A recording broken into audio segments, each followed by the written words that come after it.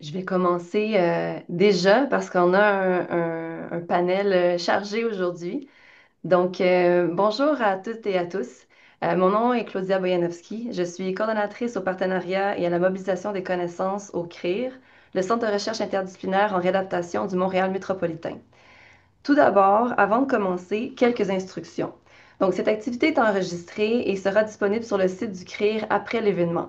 Si vous ne souhaitez pas figurer sur l'enregistrement, veuillez fermer votre caméra.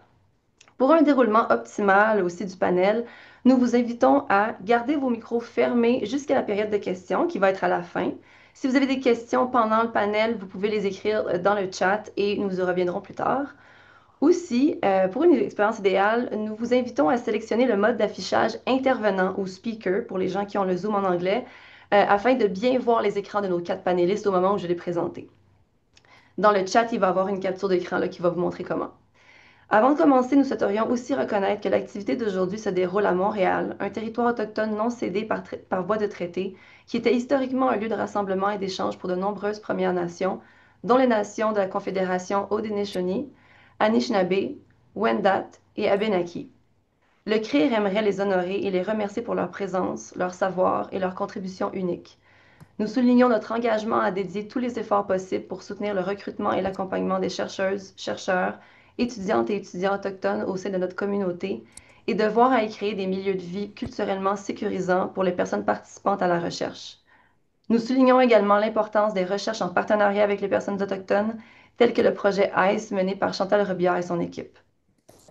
Donc, je vous souhaite officiellement la bienvenue à ce panel virtuel organisé dans le cadre de la Semaine de la mission universitaire du CIUS du Centre-Sud de l'île de Montréal. Aujourd'hui, le panel rassemble des personnes venant de milieux différents, mais qui ont travaillé ensemble autour d'un projet bien spécial, qui est l'exposition itinérante Ensemble pour un futur inclusif, co-développée par le CRIR et ses partenaires dans le cadre du 25e anniversaire du CRIR cette année. Donc, cette année, c'est une année de célébration pour nous. L'objectif de l'exposition était d'engager un dialogue avec le grand public sur les environnements inclusifs. Il s'agit d'une thématique très importante en réadaptation lorsqu'on considère que vivre une situation de handicap dépend en grande partie de l'environnement dans lequel on se trouve. Donc, une personne peut avoir différents niveaux de capacité motrice, visuelle, auditive ou de communication, mais si l'environnement dans lequel elle se trouve est adapté, cette personne ne vivra pas nécessairement des situations de handicap. Le message que nous souhaitions véhiculer était donc l'importance d'agir sur nos environnements pour les rendre plus inclusifs en commençant par soi-même. Donc, qu'est-ce qu'une personne peut faire au quotidien pour y contribuer? Nous voulions que l'expérience vécue dans l'exposition soit elle-même inclusive, donc accessible, peu importe l'âge et les capacités physiques des personnes qui allaient la visiter. Ce travail n'aurait jamais été possible sans la collaboration des différents partenaires qui ont partagé leur expertise. Tous les sites du CRIR y ont participé, les membres chercheurs, cliniciens, intervenants, étudiants, patients partenaires et nos partenaires externes qui sont représentés par nos panélistes aujourd'hui. Plus d'une soixantaine de personnes ont travaillé sur la phase de l'exposition dont on va parler aujourd'hui. L'exposition a été présentée pour la première fois au défi sportif Altergo en avril 2025, qui s'est déroulé au centre sportif Claude Robillard. Pour ceux et celles qui ne connaissent pas le défi sportif Altergo, il s'agit d'un événement majeur qui rassemble chaque année près de 6000 para-athlètes du Québec et du monde entier, en plus de leurs proches et accompagnateurs. Je vous montre rapidement le résultat. Donc, je vais partager mon écran de manière, j'espère, rapide. Et voilà. Donc, vous voyez ici les quatre tours qui composent l'exposition. Donc, chacune des tours est composée de trois blocs empilés avec du contenu interactif. Il faut juste que ça. Oui, oui. Donc, la première tour parlait du CRIR et de la recherche sur les lieux publics inclusifs. Je vais aller très rapidement parce que les panélistes vont en parler aussi durant la présentation. La deuxième tour, les sens en action, on avait du contenu sur le braille, donc l'alphabet en braille avec des activités, une activité pour décoder les mots. Elle comportait aussi des miroirs pour apprendre des signes de la langue des signes du Québec. La tour C, pro de la communication, donnait des conseils pour une communication efficace. C'était très populaire auprès des enfants, comme on peut voir. La tour comportait aussi une bibliothèque de communication accessible. Et la tour D, chaque geste compte, nous amenait à réfléchir sur des gestes qu'on peut poser au quotidien. Donc, oups, parfait. Donc, ces tours-là ont été présentés au défi sportif. Si vous voulez voir un peu les émotions que cette exposition-là a suscité, le lien qui vous a été envoyé par courriel hier, c'est une excellente vidéo de témoignages des gens qui ont visité l'exposition. Vous allez pouvoir regarder ça. Et le lien va aussi être mis dans le chat à la fin de l'activité. Et depuis ce temps-là, donc l'exposition a continué sa route. Et depuis le début de la semaine, elle était d'ailleurs là au pavillon Laurier du Centre-Sud. Donc peut-être que certains d'entre vous ont pu la voir. Et à la fin du panel, je vous dirai quelle sera la prochaine destination. Donc, sans plus attendre, nous allons plonger ensemble dans les coulisses du travail intersectoriel qui a permis de créer l'exposition. Et j'ai l'immense plaisir de vous présenter nos panélistes. Claudine Auger, professeure titulaire à l'École de réadaptation de l'Université de Montréal et co-directrice scientifique du CRIR et de l'URDPM, donc l'Institut universitaire sur la réadaptation en déficience physique de Montréal. Michèle Boulanger, directrice financement et philanthropie chez l'organisme communautaire Altergo. Shirley Dumasset, étudiante au doctorat à l'École d'optométrie de l'Université de Montréal et représentante étudiante du CRIR pour l'Axe 1 et représentante du site Institut Nazareth et Louis Braille. Et Annie Perron, designer spécialisée en recherche au LIX, le laboratoire d'innovation en communication scientifique du Cégep de Jonquière. Annie est également étudiante au doctorat et chargée de cours au département des arts, des lettres, du langage et de l'Université du Québec à Chicoutimi. Donc, mesdames, bienvenue. Pour ceux et celles qui se sont jointes après l'introduction, vous allez voir dans le chat une capture d'écran qui va vous montrer là, le mode intervenant à sélectionner pour bien voir les écrans de nos 4 panélistes. Alors, en commençant, ma première question pour vous. Donc, vous venez toutes de milieux différents, d'organismes différents, mais dans votre perspective, en quoi ce projet de co-création sur les environnements inclusifs rejoint votre travail et vos valeurs? Et on commencerait peut-être, j'inviterais Michel d'Alterco à commencer. Oui, ben merci Claudia, puis merci pour l'invitation à participer à ce panel. Ben nous, c'est sûr que dans notre perspective, ça rejoint directement notre mission, là. La mission d'Alterco, c'est vraiment de promouvoir l'accessibilité universelle, puis d'assurer l'inclusion des personnes qui ont des limitations fonctionnelles de tout type par le sport, le loisir, la culture. Le défi sportif, ça fait 43 ans que ça existe, donc c'est là c'est l'événement qui nous permet de mettre en évidence l'importance d'avoir de l'accessibilité universelle pour que les gens puissent avoir accès au sport, au loisir, à la culture. On en profite aussi pour sensibiliser les élus, les organisations, nos partenaires à l'importance de contribuer à ce que l'accessibilité universelle soit finalement, qui est notre mission ultime. Puis chez Altergo, on a aussi développé un schéma de transformation sociale qui nous aide à guider nos actions, mais qui aide aussi nos partenaires à s'orienter dans cette grande sphère de l'accessibilité universelle parce que des fois, ça peut être un peu impressionnant. Donc, c'est un petit parcours qui comprend 4 étapes, là, où on commence par connaître l'AU, ensuite la comprendre, y contribuer, puis finalement devenir un porteur d'accessibilité universelle. Donc, on s'assure chez Altergo de trimballer tout le monde un petit peu dans ce schéma-là. Puis, on a des services à chaque étape, là, puis de l'accompagnement qu'on peut leur fournir. Puis, au bout de ce parcours-là, donc, les gens sont vraiment mieux formés. Donc, l'exposition était vraiment directement alignée sur notre mission. Fait que c'est sûr que pour nous, c'était vraiment, ça allait de soi qu'on collabore à ce beau projet-là. Puis, il nous a permis de rendre très concret et de bien illustrer notre mission, quelque chose qu'on cherchait à faire depuis plusieurs années là, dans le cadre de notre événement. Donc, on était au bon endroit au bon moment. Donc, quand on a croisé Claudine, puis ça a été vraiment un privilège de pouvoir participer à ça. Super, merci. Annie du Lix, est-ce que tu veux prendre la balle pour la suite? Ben oui, certainement. Moi, j'ai envie d'abord de parler du mot privilège parce que c'est vraiment un privilège de pouvoir travailler sur des projets avec une équipe comme le CRIR. C'est sûr qu'au LIX, nous, on travaille, on essaie d'être à la fine pointe de ce qui se fait en communication scientifique, en design, et on est très près d'ATM qui forme aussi les créateurs de demain, donc qui sont en formation. Fait que c'est sûr que ce genre d'expérience-là, ça permet, nous, de nous tenir, d'améliorer les pratiques constantes, donc de pouvoir vraiment se tenir à jour. Donc, on a aussi cette ouverture-là face à ces pratiques-là, puis on va reparler là, plus tard du déroulement. Mais aussi, pour moi, c'est une grande fierté de pouvoir faire participer aussi d'autres étudiants, étudiantes qui vont être aussi les communicateurs, communicatrices de demain. Puis à partir du moment où on a travaillé ce niveau-là d'inclusion dans nos outils de communication, on peut plus revenir en arrière. C'est impossible après ça de dire je ne vais pas considérer ces publics-là dans ce que je vais faire comme design. Donc c'est peut-être là, je dirais, où ça vient toucher comme mes valeurs. Merci, Claudine. Ben, écoutez, moi, je suis très, très contente de se retrouver aujourd'hui à célébrer cette exposition-là avec tout le monde parce que c'est parti d'une espèce de rêve de dire est-ce que nous, notre centre de recherche axé sur la réadaptation, on pourrait rejoindre le grand public différemment, de façon ludique, créative et je dois dire que quand je suis allée au défi sportif Altergo sur une invitation d'aller remettre des médailles, je me suis dit, ça y est, on a notre milieu pour commencer ce rêve-là un peu fou. Je dis toujours à Annie, moi, je suis en train de réaliser un rêve parce que c'est sûr qu'on a travaillé fort. Donc, c'était ce rêve-là de pouvoir rejoindre les publics autrement, mais d'être dans un espace de dialogue avec eux où on parle vraiment du cœur de pourquoi on est là. Et je pense que c'est ça que j'ai vu qui a touché ben, les 60 personnes dont on a parlé qui se sont impliquées.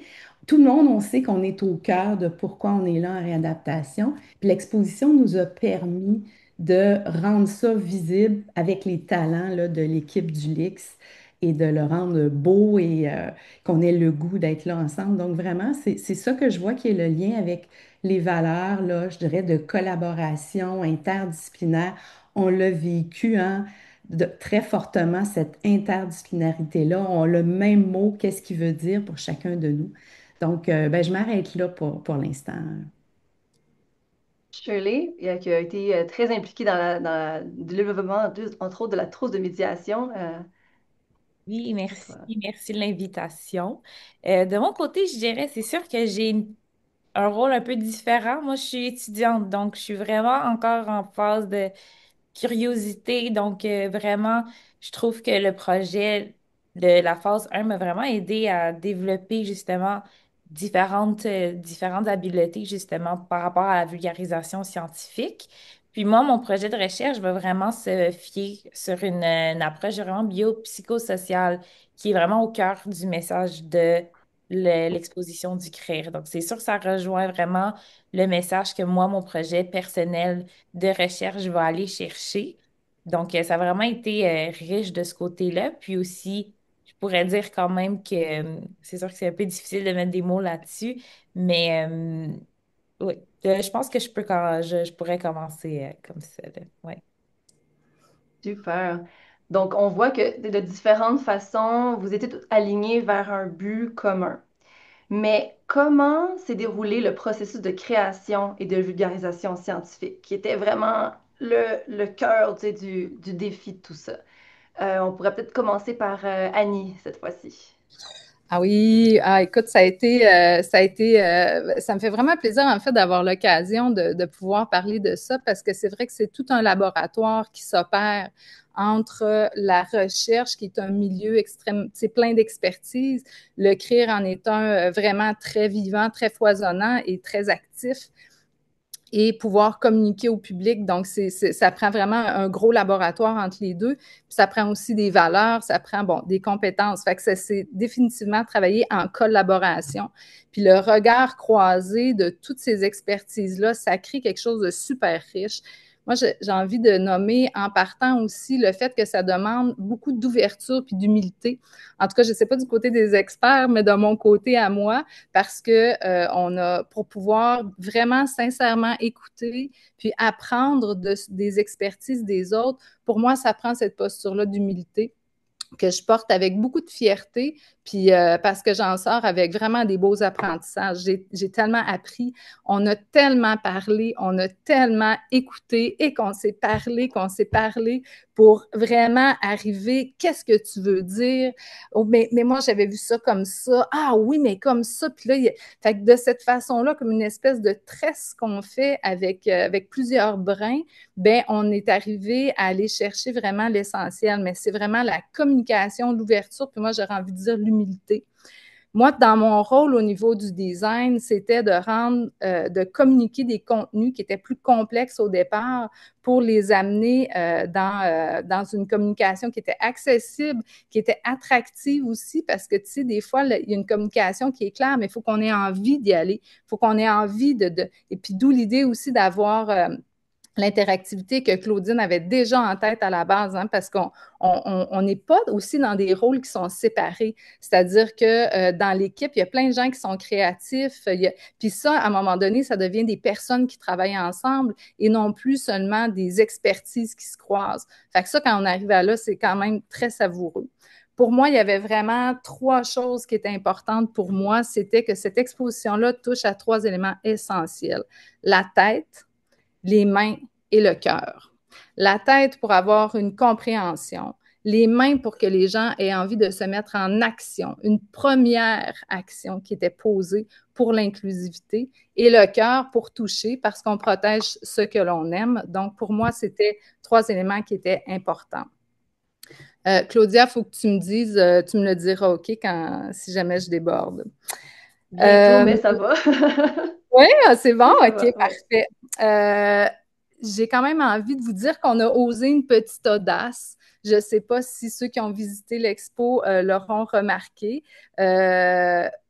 Mais ouais, c'est ça. Mais en fait, d'abord, je veux placer qu'il y avait vraiment ce défi-là d'exemplarité parce qu'on devait être exemplaire dans nos pratiques de design, dans nos façons de faire, puisque le sujet qu'on traitait, c'était l'inclusivité. Fait qu'il n'y avait pas beaucoup de marge pour l'erreur de ce côté-là. Puis ça, l'équipe du LIX l'a vraiment pris très à cœur. On a vraiment, ben pas juste tout le monde a pris ça très à cœur. Donc, il y avait ce défi-là d'exemplarité. On a poussé l'audace jusqu'à essayer de faire en sorte que le public cible, parce que souvent les expositions sont conçues pour une personne si ma mémoire est bonne, là, c'est 5 pieds et 10, donc en moyenne. Puis là, on s'est dit, bien, si on faisait en sorte que que le public cible soit une personne en chaise roulante. Donc, c'est un peu l'idée qu'il y a derrière le fait d'avoir des bancs pour s'asseoir. Il y a beaucoup de bancs, c'est aussi pour mettre du matériel dedans, mais ça, on n'est pas obligé de le dire. Mais à la base, l'idée, c'était de faire en sorte que les gens puissent s'asseoir pour tomber en interaction avec le public. Donc, on a poussé cette idée-là d'exemplarité jusque-là. Ensuite de ça, bien, il y a eu cette idée-là de ping-pong. Puis, tu sais, moi, j'aime beaucoup dire quand je travaille avec les chercheurs, moi, je suis comme une moldue. Donc, à partir du moment où il y a un concept, où il y a une idée, un mot que je ne comprends pas, bien, il faut l'expliquer, il faut trouver un mot qui soit adapté, puis il faut trouver une façon de le communiquer. Donc, en quelque sorte, moi, je suis un filtre extrêmement sévère sur, oui, mais est-ce que les gens vont comprendre? Donc, je suis à quelque part le premier public, le premier filtre. Donc, l'équipe a eu aussi cette ouverture-là et cette patience-là de m'expliquer, de trouver une façon, oui, d'accord, mais à ce moment-là, il faut qu'on le dise autrement. C'est sûr que dans les défis, il y a eu, avec le bouquet d'expertise que l'on retrouve au CRIR et le petit espace. Au final, quand on y pense, c'est pas si grand. Donc, ça, c'était quand même un grand défi d'être capable de créer une cohésion, puis une fluidité, puis une cohérence dans tout ça. Donc, écrire une histoire avec autant de personnes, c'est des défis qui sont immenses. Fait que c'est sûr que, tu sais, c'est pour ça qu'il y a eu autant d'échanges de paroles, de rencontres. On a essayé, OK, on s'est dit, bon, on va le faire avec un fichier Excel. Finalement, non, on va se faire des notes. Puis là, on a essayé plein de façons de travailler pour s'inventer un univers, pour être capable à la fin, ne jamais perdre de vue que l'objectif, c'était l'excellence de ce qu'on allait donner. Parce qu'il y a quand même, en design, on dit qu'un chameau, c'est un cheval qui est dessiné par un comité. Et moi, je leur ai dit souvent, puis s'il y a quelque chose que je voulais pas qu'on ait, c'est un chameau. Je voulais qu'on ait un cheval qui était magnifique. Et ça demandait des compromis, des discussions. Puis donc voilà. Moi, ça reste une exposition d'entrée au sens où on aurait pu créer une exposition immense avec tous les contenus qu'on avait.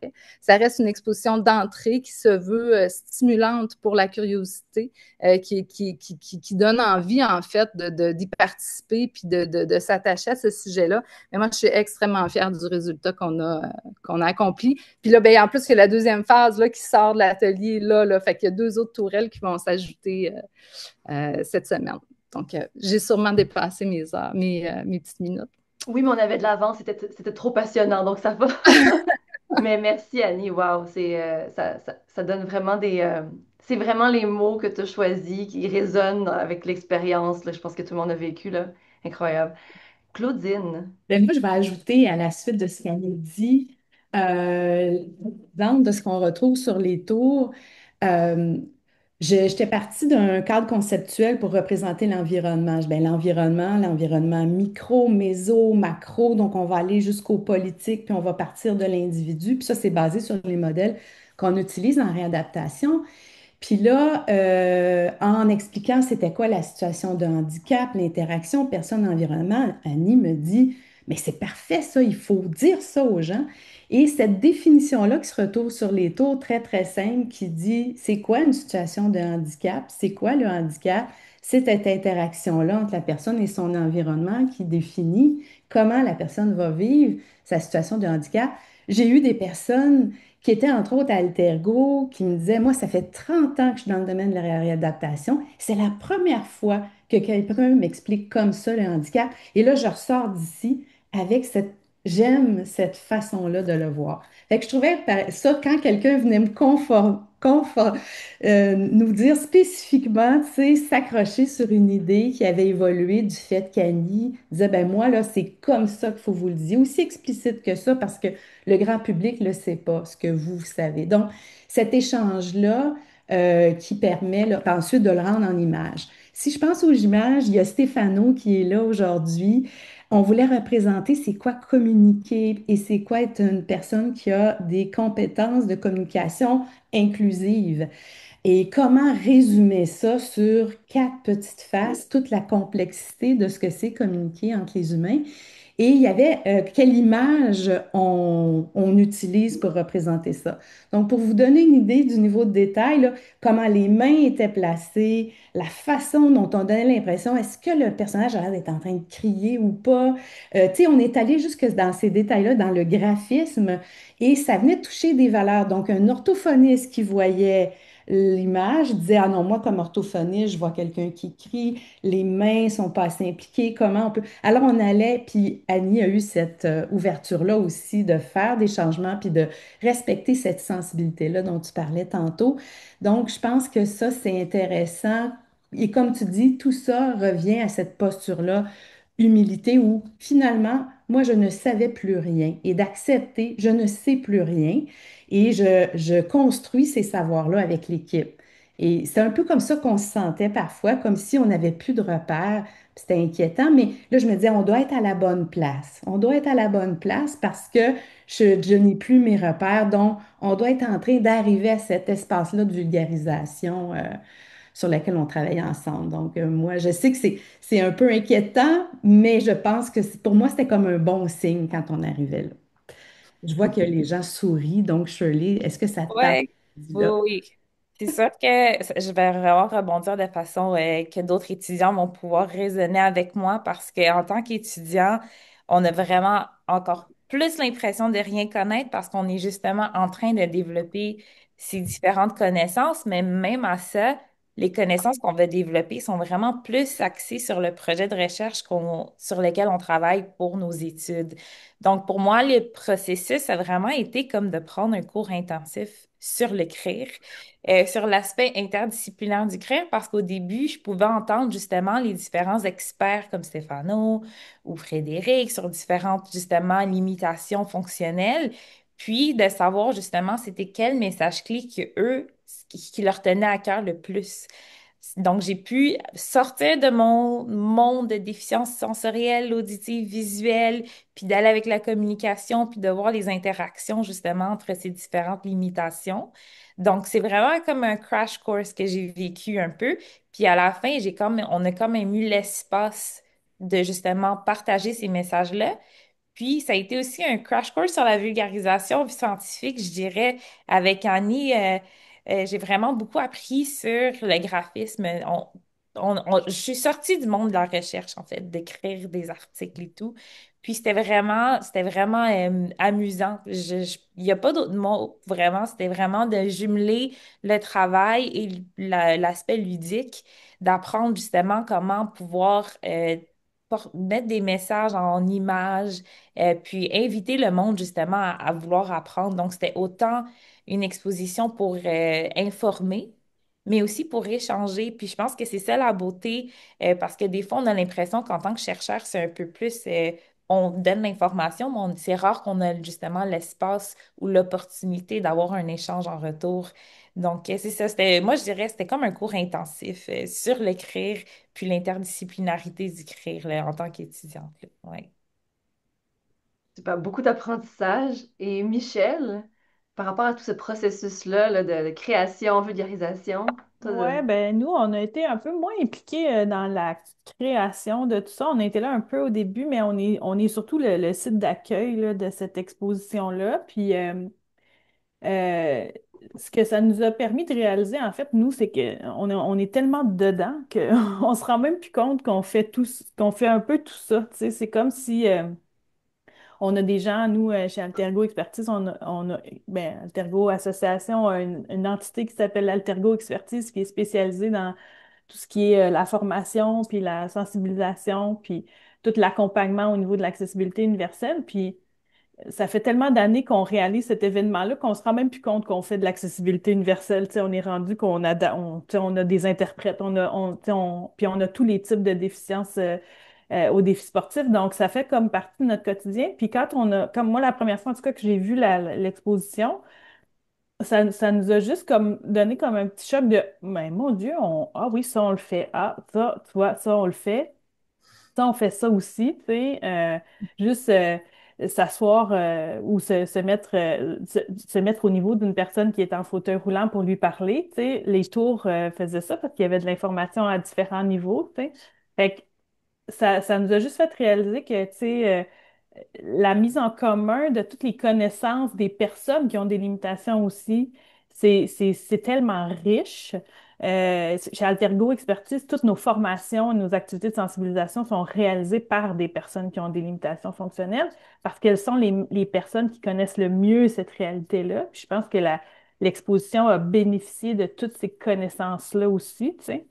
Puis le plus beau compliment qu'on a eu, en fait, puis le plus beau moment, là, moi, c'est que Monique Lefebvre, la créatrice du défi sportif et qui a été la présidente d'Altergo pendant très, très longtemps, là, donc, est venue, puis on lui a présenté l'exposition, puis elle est venue vers moi, puis elle m'a dit, Michel, vous avez réalisé mon rêve. Elle dit, ça fait 40 ans que j'essaie d'expliquer l'accessibilité universelle.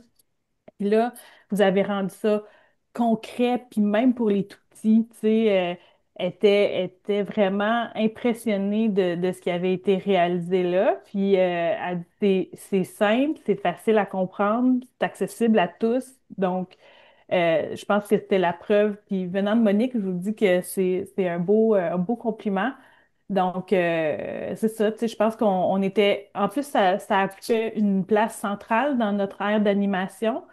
Puis on s'est demandé un peu là, comment les jeunes allaient réagir, si tout le monde allait interagir avec la station ou pas. Puis finalement, vraiment, ça a été des beaux moments, des beaux échanges avec tout le monde. Tout le monde pouvait participer. Puis je sais que les gens du CRIR étaient très occupés, en tout cas, chaque fois que j'y allais. Puis nous, on pouvait amener aussi nos partenaires, nos élus municipaux. Puis ça nous donnait un outil de plus pour partager notre message puis notre mission, tu sais, que c'est un peu diffus. Tu sais, c'est sûr, quand ils voient les jeunes qui réalisent tout ce qu'ils réalisent au défi sportif, c'est notre vitrine. On dit toujours que c'est notre vitrine, mais c'est difficile d'expliquer l'accessibilité universelle. Puis là, ça nous donnait comme un outil de plus pour le faire. Fait que c'était vraiment un bel ajout à notre événement cette année. On était bien contents d'avoir ça. Est-ce que je peux rajouter une petite parenthèse? En fait, il y a quelque chose qu'on n'a pas nommé, mais je trouve qui est vraiment importante parce que l'exposition a été développée de façon à ce qu'elle soit, on appelle ça autoportant, autonome, que s'il n'y a personne, l'exposition fonctionne.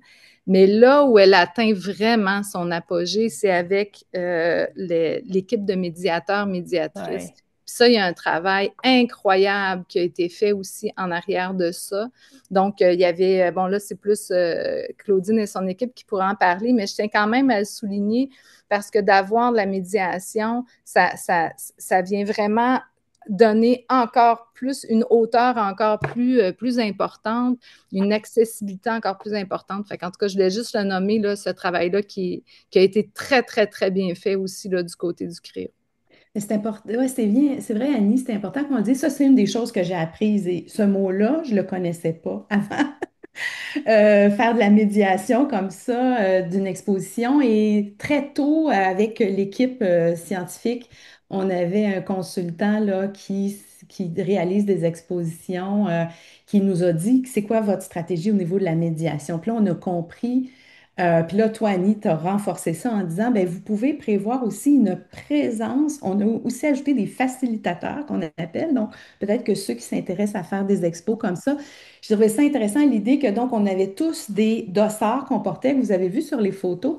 Ça faisait en sorte que on avait non seulement les personnes, je dirais, habilitées là, à interagir avec les contenus, qui avaient comme plus appris tous les contenus, mais il y avait tous les chercheurs, étudiants du CRIR qui voulaient simplement être sur le site puis profiter du défi sportif, portaient la veste, puis ça se trouvait à faire en sorte que notre présence était encore plus large que l'expo elle-même. Puis on réutilise cette semaine au CIUS, lorsqu'on a présenté, on avait encore cette identification-là. Et c'est comme si ça crée aussi, comme ça va avec l'image de l'expo. Puis ça, c'est venu là, de travailler avec des gens du domaine qui nous ont fait penser à ça. Et je trouve qu'il ne faut pas avoir peur de, justement, c'était comme un peu afficher nos couleurs parce qu'il y a le logo du CRIR, il y a le code QR de l'expo pour ceux qui veulent en savoir plus. Mais je trouve que ça, c'est vraiment une idée aussi que je vais garder là, de cette expérience-là. L'importance de la médiation. Puis je tiens à souligner le travail de Shirley qui nous a fait ça en format aussi qui est rendu. On a créé donc une trousse qui peut parce qu'on vous a parlé d'une tournée. Donc, d'une fois à l'autre, lorsqu'on fait la tournée, on a toutes ces connaissances-là qui restent plus faciles à transmettre du fait qu'on a une trousse comme ça qui accompagne l'expo. Donc, les tours sont magnifiques et il y a une trousse de médiation qui la suit. Oui, puis il y a aussi toute la traduction en braille qui est quand même, moi j'ai appris tout le travail que ça nécessite derrière. Donc, il y a du travail de monter le matériel de communication, de monter le matériel de médiation. Tu sais, c'est fou, là, la chaîne, là, on parle d'un bouquet là, d'expertise, mais c'est vraiment le cas. Là, puis il y en a ici là, qui ont participé à tout ça. Puis le braille, parce que le braille, en tout cas, moi, dans les choses que j'ai appris en tant que moldu, c'est, on parle pas de traduction, mais comment tu disais ça, Claudia, on parle d'interprétation des contenus. Bon, en tout cas, je ne sais pas parce si qu'il c'est y le bon terme. Uh-huh. Mais tu sais, il y a beaucoup de travail aussi en arrière de ça qui, pour quelqu'un de voyant, est invisible, en fait. Mais quelqu'un qui a besoin de ces outils-là, ben, il y a beaucoup de travail et d'amour, j'aurais envie de dire, derrière ça. Donc, ça fait partie de mes apprentissages que j'ai beaucoup apprécié. Puis Karine aussi, au bout du compte, qui est celle qui fait la fabrication, qui a aussi toute cette ouverture-là à dire ouais, ben là, ça, je le fais comment? Puis, tu sais, trouver des solutions vraiment au niveau des matériaux. Est-ce que ça se lave? Est-ce que ça va être manipulé? Parce que c'était très important pour moi que cette exposition-là soit manipulable. C'est quelque chose qui doit être touché, qui peut être prix qui peut être pour justement, tu sais, tous les besoins sensoriels. Donc, on a trouvé des solutions aussi avec Karine pour que ce soit solide, pour que ce soit accessible, que ce soit facilement lavable. Donc, ça aussi. Fait que c'est vraiment à chaque étape, il n'y avait rien qui était conventionnel, en fait. Il n'y avait rien qui était selon ce qu'on fait normalement en design.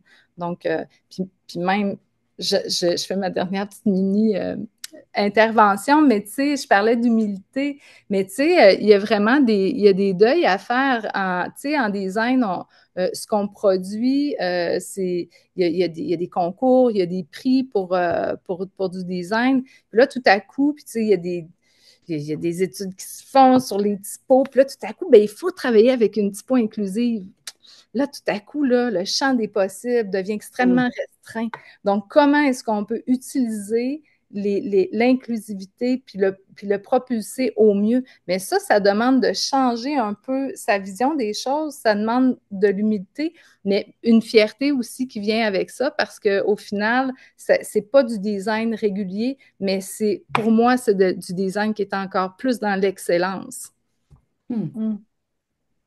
Absolument. Ouais. T'as nommé Karine, mais je vais nommer aussi, Karine travaille pour l'Escouade Atelier, qui est un des partenaires aussi de l'exposition. Donc, ils se sont occupés vraiment de la conception des matériaux, montage des tours. Donc, ça fait partie de ces personnes-là, là.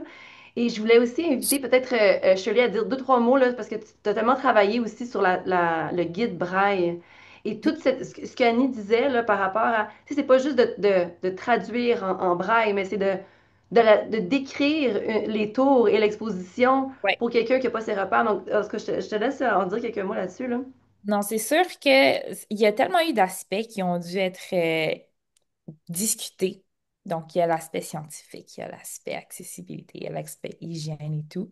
Mais du côté accessibilité, on voulait vraiment mettre tous nos œufs dans plusieurs paniers. On voulait pas laisser la chance on voulait pas laisser de chance, puis on a vraiment été pour inclure toutes les mesures d'accessibilité, que ce soit au niveau communicationnel, verbal ou écrit. Donc, on a inclus justement un guide braille qui va vraiment aller décrire l'exposition de façon imprimée braille, mais pas juste de décrire ou d'écrire qu'est-ce qui est écrit sur les tours, mais de façon à ce que quelqu'un qui va lire le braille va être capable d'identifier quel tour, quelle face, quel est le message, qu'est-ce qui est sur la face. Donc, pas juste le message qui est écrit mais aussi la description de qu'est-ce qui est sur la face pour pouvoir avoir une expérience aussi proche que une expérience visuelle. On trouvait ça vraiment important. Puis aussi, on l'a inclus justement dans une de nos bibliothèques. Puis c'est vraiment juste un exemple de toutes les mesures à prendre du côté médiatique qu'on veut faire une exposition qui est accessible. Donc, c'est vraiment, ça a été, ça a été un échange avec toi, là. On a travaillé là-dessus avec le professeur Martiniello. Ça s'est bien passé, mais c'est juste quelque chose qu'il faut penser à faire. C'est pas très compliqué. C'est pas quelque chose qui est. C'est sûr qu'il faut avoir les ressources pour imprimer le braille, c'est sûr.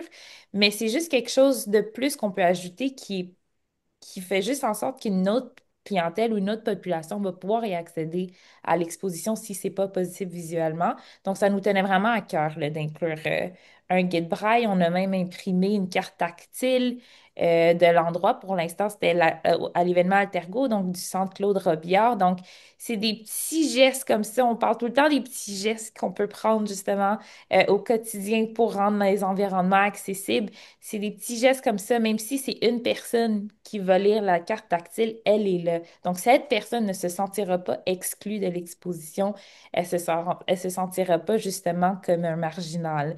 Donc, c'est vraiment ces petits gestes qui peuvent compter à s'assurer qu'on crée des environnements inclusifs, là, justement. Puis je trouve ça intéressant ce que tu dis, Shirley, parce que aussi l'expo, elle est low-tech. il y a pas d'électricité dans cette exposition-là. Donc, ça aussi, ça relevait le défi parce qu'on ne pouvait pas se tourner du côté de toutes les adaptations technologiques. Donc, on a vraiment optimisé, je pense, tout le monde ensemble, là, toutes les capacités, toutes les possibilités qui étaient à notre portée de pouvoir faciliter l'inclusion, mais vraiment en low-tech. Moi, je suis Ouais. particulièrement fière de cet aspect-là. Mm. Et peut-être, j'ajouterais sur ça, puis là, je sais qu'il reste peut-être un 9 minutes, Claudia, on s'était dit qu'on voulait des questions à la fin, mais on a eu de la créativité de notre équipe de médiation. On avait prévu des tablettes en se disant, si éventuellement on a quelqu'un qui ne comprend pas le français, parce que tout notre contenu est en français, on pourrait avoir au moins un échange avec eux. Et cette semaine, étant donné que l'IA n'arrête pas d'évoluer à chaque semaine, il y a quelqu'un qui a réalisé qu'avec une tablette, on arrivait à être devant l'expo et ça traduit. On avait une dame qui est arrivée qui parlait qu'arabe et elle nous a dit, ben, moi je ne parle, en tout cas on s'est compris comme quoi c'était en arabe et on a été capable de lui montrer chacune des faces. Elle s'est promenée avec la tablette puis elle pouvait voir en arabe tout le contenu de l'expo en direct. Donc, on peut être quand même tech, Annie, mais bon, avec tablette. Mais je dirais que c'est vraiment une des forces de l'exposition parce qu'on parle de l'accessibilité, puis parce qu'on est au CRIR, on pense pour les personnes qui ont des limitations fonctionnelles, vision, audition, physique. Mais on a vraiment aussi essayé d'être inclusif, mais de la société, donc de pouvoir passer le message à des enfants, donc de passer un message qui est traduit d'une façon qui est vraiment plus accessible aussi dans les mots ou comme Claudine vient de démontrer ou d'expliquer, juste de traduire la langue. Donc, on avait justement des tablettes pour traduire ou pour avoir une version écrite, le texte-speech, justement accessible. Donc, oui, on était accessible aux côtés des limitations fonctionnelles parce qu'on est au CRIR, mais même on est allé au-delà de ça là, pour vraiment être sûr qu'on puisse aller toucher le grand public qui est le but, justement, de l'exposition, là. Ouais. Super. Bon, on a déjà parlé beaucoup de la vision du résultat final, mais j'aimerais vous entendre pour la dernière question du panel, tu sais, en quelques minutes, là, je dirais en 2 minutes chacune, là, tu sais, les retombées que vous voyez de ce panel, de cette exposition-là, mais de tous les apprentissages qui ont été faits aussi, les possibilités aussi que ça amène pour le futur. J'inviterais peut-être Claudine à commencer Ben, cette. c'est sûr que nous, maintenant qu'on a cette expérience-là, le centre de recherche, ben, on vous a dit depuis tantôt qu'on a un thème 2 là, donc on est vraiment tombé en amour avec le processus. Puis là, on aborde un deuxième thème dont tu vas parler tantôt. Mais c'est comme si maintenant, c'est comme si j'ai l'impression qu'on est équipé pour pouvoir être invité. Et ce que je dis aux gens, c'est utilisez-nous. En fait, on a du super beau matériel, on est prêt, on est motivé. Et là, on était entre autres, on a eu une opportunité de présenter au salon du véhicule adapté qui se déroulait à Laval. On a dit, on amène une tour. On n'est pas obligé de tout amener parce que c'est quand même toute une aventure, partir avec toutes les tours. Donc, et c'est ça l'ouverture qu'on a de dire, ben, si on peut avoir des échanges sur ces thèmes et que vous avez besoin de nous, je pense que ceux qui sont là aujourd'hui, en tout cas, ont bien sûr, moyennant qu'on soit disponible puis qu'on ait toute la logistique qui va autour. J'ai vu une clinicienne cette semaine, c'est le cadeau que je voulais te faire, Annie, devant tout le monde ici. Une clinicienne qui est venue vers nous après avoir vu l'expo, qui avait les yeux pleins d'eau pendant plusieurs minutes et qui m'a dit, ça me fait tellement du bien, avec Mm. les temps qui courent, de voir qu'on peut Mm. parler de ces messages-là, en fin de compte, des messages qui sont le cœur de la réadaptation. Et moi, de savoir que vous vous en occupez, que vous êtes là, ça me donne un grand réconfort et je suis très émue. Et tu vois, notre public cible, moi je le dis, le public de la réadaptation, les gens qui vivent avec la condition ont besoin aussi d'entendre et de se réunir autour du thème et bien sûr le reste de la société. Et les gens sont tellement contents, ils me disent, je l'ai mon geste, Claudine. Là, j'étais à la tour 2 et j'ai déjà trouvé mon geste d'inclusion parce qu'on leur dit au départ que le but, c'est qu'éventuellement, ils repartent de l'expo en ayant en tête un geste d'inclusion. Donc, c'est de voir qu'on a ce potentiel-là, que notre recherche, parce qu'il y a Tous les liens vers les projets de recherche sont sur le site web. Vous pouvez aller les lire, les études qui appuient les messages, ils sont là, mais là, on les rend, ça donne le goût d'aller vers ces messages-là de la recherche. Mais pour moi, que cette personne-là prenne le temps de s'ouvrir comme ça à nous, c'était vraiment touchant. Puis je voulais te dire ça devant tout le monde. Merci, Annie. Ben ça, je pense que c'est ça la vraie paye. C'est ça la vraie paye, quand on travaille avec le cœur, puis pour toute l'équipe, là, tu sais, vraiment. Fait que, tu vois, dans tête, main, cœur, ben elle a dit, j'ai compris des choses, je vais poser des gestes, puis j'ai été touchée. Donc, tout est là, c'est formidable. Veux-tu rebondir là-dessus, justement, Annie, pour la vision du futur et d'autres possibilités, ou?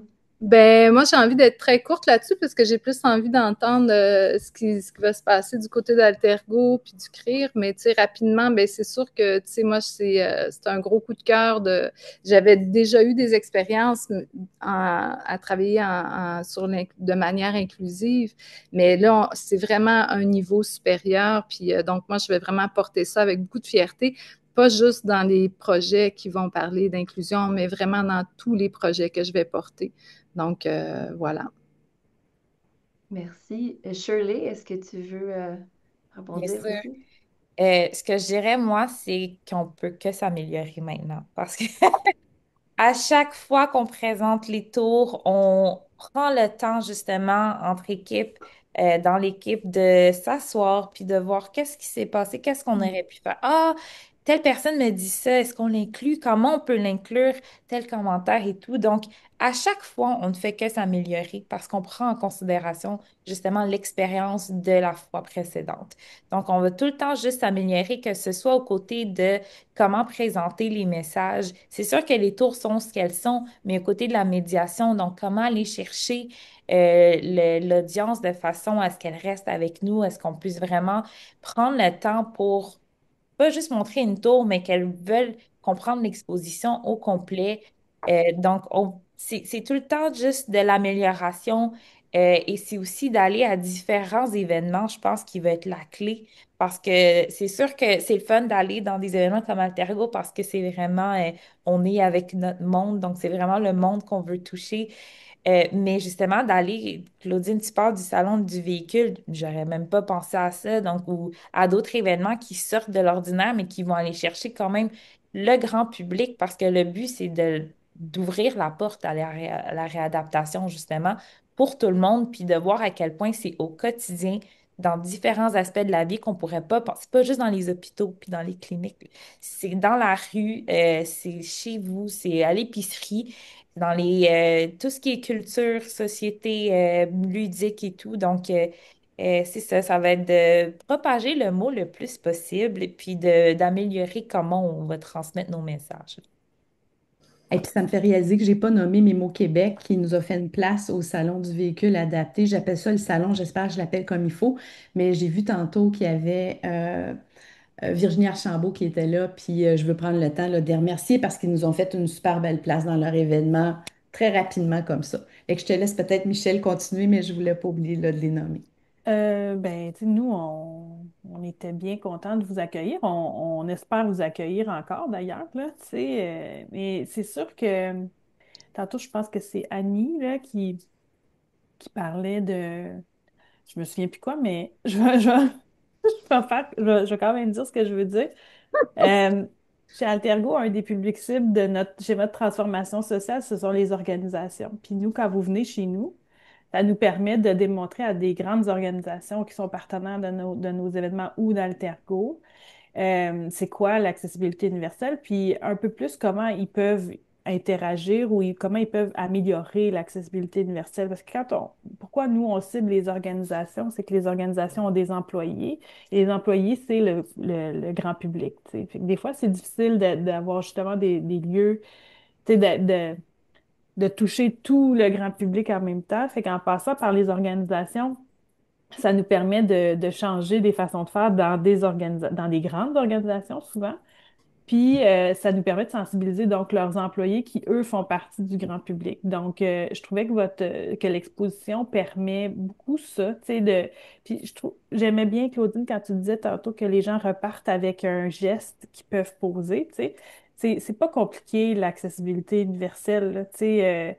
Des fois, ça fait peur à certaines organisations de s'embarquer là-dedans. Nous, on accompagne beaucoup de villes ou d'organisations qui doivent faire des plans d'accessibilité universelle, puis tout ça, puis ça peut sembler complexe, tout ça, mais il y a beaucoup de petites choses qu'on peut faire.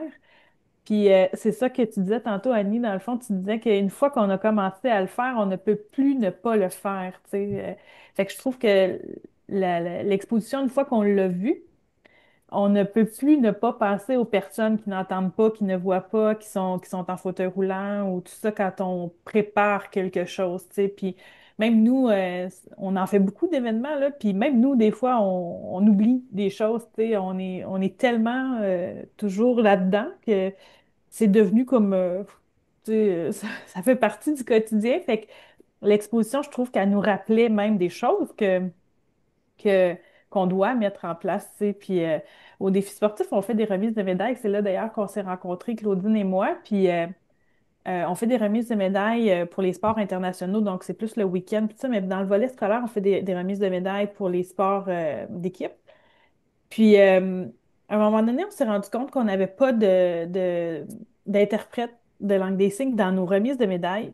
Puis, comment on s'en est rendu compte, c'est qu'il y avait des professeurs d'école qui signaient pour leurs élèves, tu sais. Puis là, on a fait, mais comment nous, on a pu oublier ça? Mais tu sais, dans le fond, c'est que sur 5000 athlètes, ben, ils sont pas tous déficients auditifs, tu sais. Donc, on avait comme un peu oublié ça. Puis là, tout d'un coup, on a fait comme, oh, OK, non, là, il faut ramener ça, puis il faut avoir des interprètes dans toutes nos remises de médailles. Fait que, tu sais, des fois, c'est des petits, c'est pas compliqué, mais des fois, c'est facile d'oublier de le faire ou c'est facile de dire, oh là, c'est trop long, c'est trop compliqué, tu sais. Fait que l'accessibilité, il faut le prévoir à l'avance, tu sais. Il faut que ça fasse partie du plan de base du départ. Fait que c'est ça, tu sais. Je pense que faut pas voir ça trop complexe. Puis des fois, juste quelques petits gestes vont faire une très grande différence pour ces gens-là. Ils vont se sentir inclus, comme disait Shirley tantôt. Donc, ben c'est ça. Moi, je vois juste du beau pour l'avenir là-dedans. Puis vous êtes les bienvenus dans nos événements quand vous voulez. Puis même Claudine, je vais surveiller, mais j'ai des grandes organisations avec qui on travaille où est-ce que ça pourrait peut-être même être intéressant que vous soyez présents avec nous, avec l'exposition. Tu sais, des fois, on fait des activités de sensibilisation avec des grandes entreprises où est-ce qu'il y a plusieurs employés qui sont là. Fait que elle permet vraiment de bien expliquer, en tout cas, l'accessibilité universelle, tous les différents aspects, puis tout ça. Mais elle fait pas peur. Tu sais, je trouve qu'elle est rassurante, elle prend soin de nous, elle nous amène, elle nous prend par la main, puis elle nous amène sur ce chemin-là. Tu sais, fait qu'on on espère le meilleur pour la suite. C'est tellement rassurant et c'est tellement bien dit, c'est tellement motivant pour la suite. Donc, je remercie chaleureusement nos quatre panélistes pour cet échange qui a été vraiment très riche là, pour le travail intersectoriel. Tu sais, on voit comment, avec une vision commune, il y a un espace commun de travail sécurisant qui s'est créé, puis à travers lesquels tout le monde, en fait, en est ressorti transformé pour que l'inclusivité et pour que l'accessibilité, en fait, ce soit pas juste le résultat final, mais des nouvelles pratiques à insérer au quotidien. Donc, c'est vraiment génial. Avant de passer à la période de questions, je vais rapidement faire quelques annonces et donner de l'information pour être certaine que les gens qui sont présents puissent avoir accès à cette information-là, là. Donc, ben, on a déjà effleuré et mentionné l'idée, là, mais je voulais quand même mentionner, cette année, on a professeur Eva Keaya, qui est chercheuse régulière au CRIR et ancienne co-directrice scientifique d'ailleurs, qui a reçu une subvention Dialogue du Fonds de recherche du Québec, qui est une subvention qui a été créée pour engager justement un dialogue avec le grand public, entre la science et le grand public. Et grâce à cette subvention-là, donc l'exposition continue sa route, comme vous avez pu le comprendre, et prendre l'expansion, comme on l'a mentionné, donc deux nouvelles tours sur les pratiques innovantes en réadaptation qui vont être présentées pour la première fois demain au Biodôme dans le cadre de la Nuit des chercheuses et des chercheurs. Donc, toute l'information est dans le chat. Et bravo à toutes les personnes qui ont été impliquées, là, entre autres Aurélia Fleury, là, qui était avec nous, là, je pense qu'elle a dû quitter un peu plus tôt, Frédéric Messier, Nancy Acevedo, qui ont été les coordonnateurs là, pour les sites URDPM et Hôpital de réadaptation, mais énormément de gens impliqués encore avec nos chers partenaires qu'on a ici. Donc, vraiment, c'est très motivant de voir que tout cet effort-là continue d'avoir un impact. Donc, je sais qu'il y a déjà il y avait des questions dans le chat.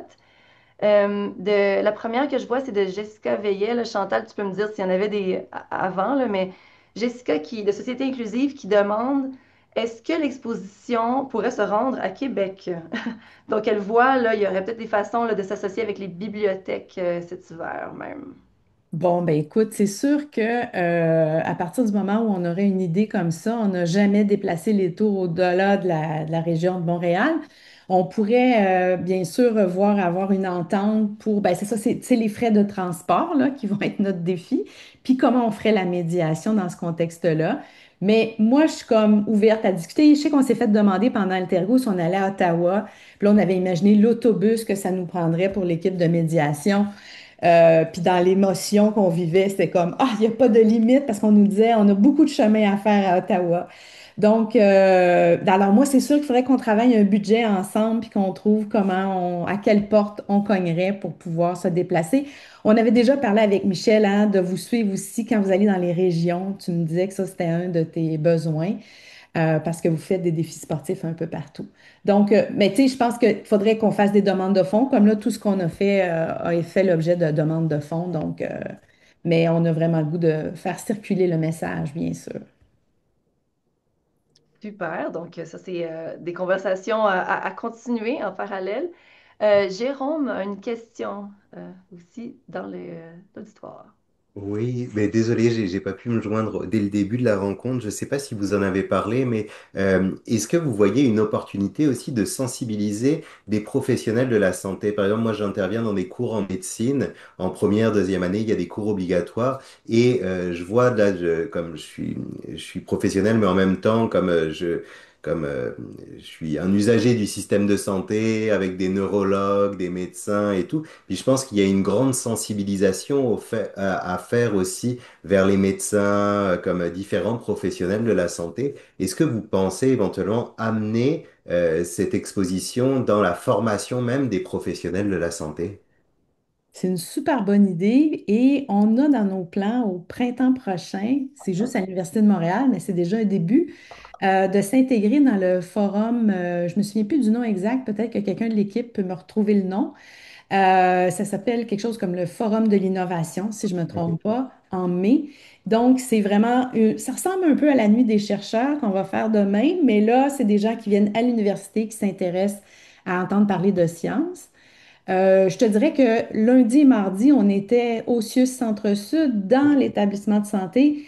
Et ce que je racontais tantôt, c'est qu'il y a des personnes cliniciennes quand même très sensibilisées au domaine de la réadaptation, mais qui étaient très émues de voir le contenu. Hmm. Donc, en effet, ça touche, mais ça touche, c'est ça, au cœur de pourquoi on est là, hein, puis de se le redire. J'appelle ça un peu comme aller à la messe de minuit.